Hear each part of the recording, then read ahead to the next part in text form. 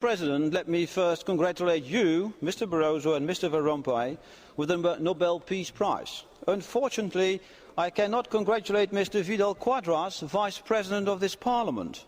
On Spanish television, he suggested to send the Guardia Civil to Catalonia to deal with moves towards Catalan independence.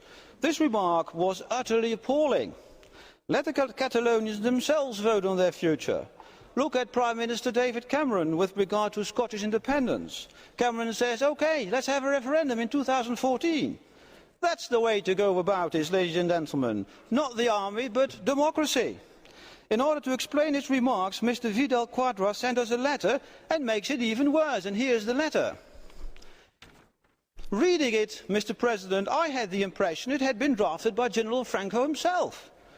He calls Catalan independence neither peaceful nor democratic. Well, what about him? So, dear winners of the Nobel Peace Prize, what are you going to do about that? And Mr. Schulz, what are you going to do about it? Not so much so far. Mr. Schulz, you said, oh, Mr. Vidal Quadras just expressed his private opinion. He did not speak as a vice president. But he did it. He was announced as vice president, and he is vice president 24 hours a day, 7 days a week, isn't he? So, Mr. President, please do not run away from reality. Call upon your President to apologise to this House, to apologise to the Catalan people and to resign.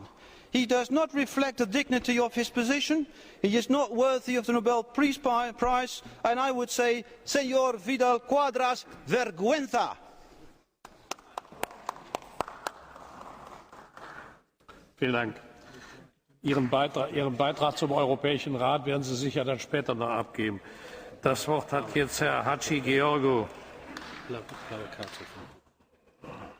Ach so, Sekunde, Herr Hadji Georgiou, Augenblick. Bitte sehr. Sie hatten eine Frage an Herrn Epping?